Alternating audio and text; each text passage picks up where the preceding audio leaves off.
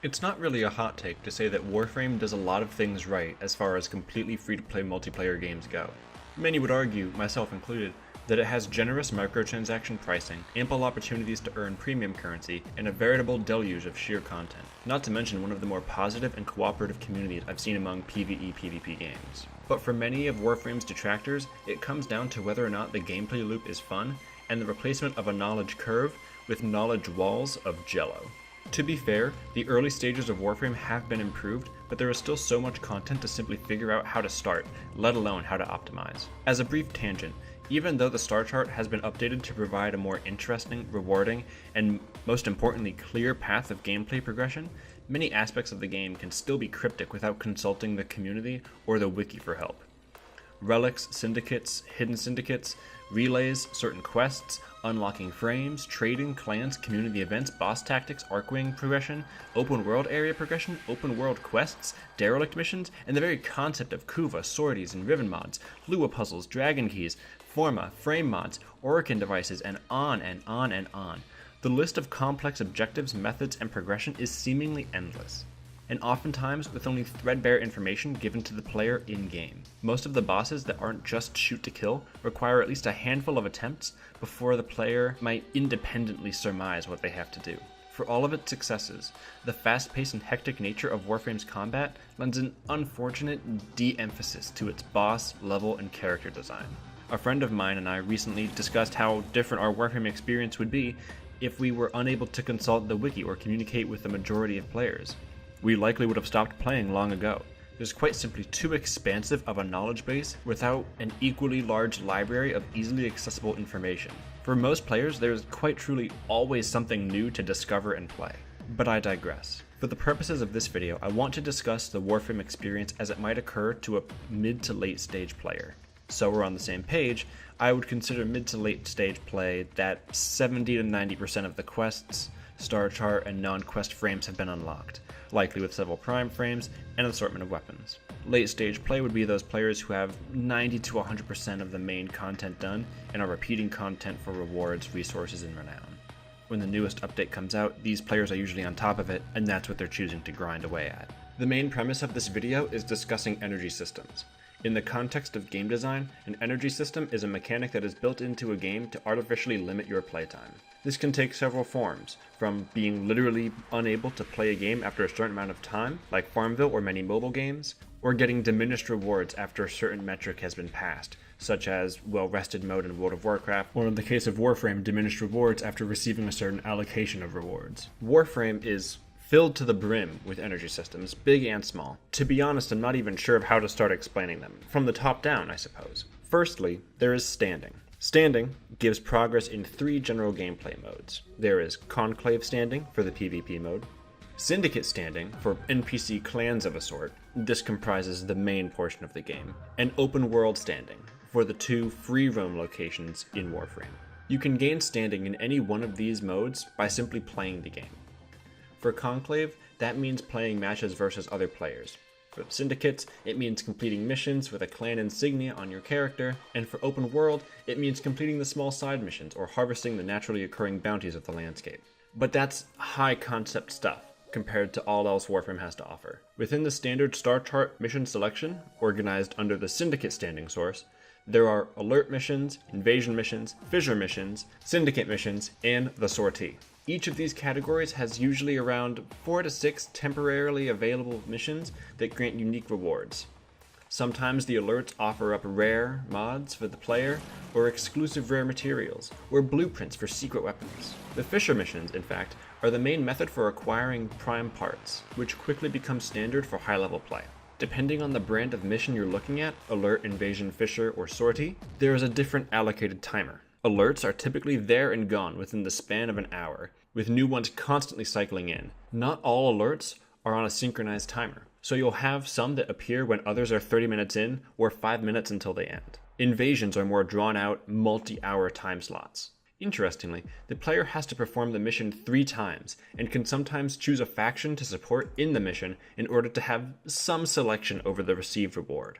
Fissures linger for around an hour or so as well, and have different categories that offer different selections of randomly generated rewards from a certain loot pool. Fissures and invasions can be done as many times as the player wishes. Though invasions reach diminishing returns after 3 missions, fissure missions only run out of rewards when the player runs out of relics to use in them. Syndicate missions, not to be confused with Syndicate Standing, simply offer up a chance to gain large amounts of standing at once, as well as items that boost it later for the different syndicates that the player has chosen to be a part of. Each syndicate has 3 missions that the player can run. Each can only be run once, and the missions restock each day. That said, these missions restock on a different timer than the daily standing bonus, and so allow for even further optimization or a constant flow of rewards for a more general player. Sorties are a series of 3 high-level missions that each have a modifier on them to make them even harder. Sorties are somewhat unique amongst the standard missions, as they reset daily and can only be completed once, somewhat similar to the Syndicate missions. Each of these mission categories can be any type of mission that the player has already encountered by navigating the star chart. In fact, the sortie mission may occasionally even have players venture into the open world sections. But these missions will never involve the Conclave PvP game mode, unless it's for some kind of special event. This is all simply a brief setup that, to be honest, doesn't even cover the full scope of rotating missions and reward systems in Warframe, so that I can explain why this is beneficial for the player and ultimately for the developer. The short reason is that the player never has any shortage of content, which is obvious. Games like Warframe live and die by the quantity of content that their players are able to grind through. Because of this, quality can tend to fall by the wayside. But to Digital Extreme's credit, their content has been well crafted, if a little dense. The longer reason is that sticking to any one of the standing modes, Syndicate, Conclave, or Roaming, can be usually done to the exclusion of the others. This is especially true for any player that might have a job or school to worry about, and so has relatively limited playing time. The amount of game time it would take to successfully complete all content before it rotates is staggering and probably draining. Warframe, like so many things, has so much constantly rotating content that for the general audience, it is impossible to play it all. Just as no one could ever dream to read every book written, song created, or movie filmed. For some, this might be taken as an overwhelming surplus of content to sift through. Sort of a ignoring the trees and only seeing the forest, to butcher a metaphor. But for many, this can provide a sense of liberation. To those players, there is endlessly shifting content, so you can play whatever you like, and go far with whatever you like, and gain unique rewards from whatever modes you like. There are mods available exclusively from Conclave, weapons exclusive to free roam, and weapons and mods from the syndicates.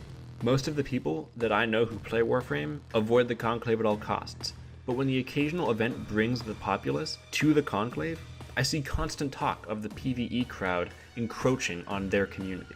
Each of the different modes are independent enough so that they can provide unique and different experiences to the players that enjoy them. But what's also important is that they are all loosely connected. Some of the Warframes in Warframe, which are essentially acting as classes, require materials from free roam. Some weapons from free roam require materials and unique items from the main game star chart. Playing Conclave requires weapons and frames that can only be acquired from the base PvE gameplay. Inversely, Conclave features those special events that give quality rewards and are hard to pass up, and the free roam offers the chance for unique character improvements, frames, and weapons. There's enough individuality to allow players to remain relatively secluded in their preferred modes, but enough additional content out in the periphery to reward trying new things. And that same content can circle back around to improve the game mode you most enjoy. So, looping all of this back around to the mid to high tier player, they log into Warframe and find themselves at a crossroads. Perhaps they have but a short time to play before work or school. There's an alert mission going on that gives a bit of materials for that new frame they're wanting to build. Say they have a podcast on in the background and are just looking for some easy listening and easy playing. They instead head to the free roam area and start fishing, completing the occasional side bounty. Maybe they've just hopped onto a call with their friends and are going to power through the daily sortie before heading over for some PvP in the Conclave. The same player could do all of these things back to back, or stick to one and be gaining constant rewards, experiencing different content, and making measurable progress, all while playing the game the way that they want to play it. For the developers, this means that more people are playing their game more often and enjoying it as they want to enjoy it. In short, It's awesome. But whenever talk of energy systems comes up, and especially talk about Warframe comes up, it is disingenuous to not bring up the psychological games that they can and do play with their audience, for good or ill. By the same methods of having constantly shifting content, Warframe can also tend to create a feeling of just one more mission, round, run, weapon, frame, quest, relic, boss, sale, etc. By constantly placing the missions, big or small, with special rewards and progress, big or small, in front of the player, it can create an environment wherein the player feels like they need to play, even if they're not having fun. They play for the results, not quite for the gameplay itself. And it's true that the rewards can be a sort of fun in their own right, but that fun tends to fade quickly in the face of the game becoming a routine rather than an enjoyable experience. This kind of operant conditioning is visible in most modern MMOs, mobile games, and most major titles with both RPG and online elements. This stems from the randomly generated loot reward schedule rather than having consistent rewards. By attaching better rewards to the daily reset and limited availability missions, players can quickly and unknowingly become almost hardwired into feeling compelled to play just a little bit more in order to get the most potential gain out of the experience. Think of it as something similar to a casino, but once per day, you could play at a slot machine that was guaranteed to have 50% better prizes or had 20% fewer potential losses. These sorts of mechanics, good or bad for the game, prey on the weaknesses of human psychology. So it's important to call them out when we see them and address them bluntly as what they are. While most people don't think of these small operant conditioning mechanics as nefarious, they can become a much bigger problem when attached to paid subscription games. I personally would argue that Warframe's repetitive gameplay loop is more inherently interesting and varied and enjoyable than a lot of other games that might have these energy systems and Skinner boxes. But that doesn't mean that it should be ignored. Back in 2012, the channel Extra Credits made a video on Skinner boxes in games that is still as poignant today as it was then. They do a far better job of succinctly explaining what exactly a Skinner box and operant conditioning is than I do here. Link in the downstairs. Warframe does an excellent job of keeping a plethora of content readily available for any of its millions of players at any given time, catered to their specific tastes in gameplay. The game is enjoyable, vast, and frequently rewarding, but just be sure that if you find yourself playing it, that you are able to catch yourself in the moments where you find that you're playing for the reward rather than playing for the game. Thank you for taking the time to watch this video, and I hope you enjoy the rest of your day.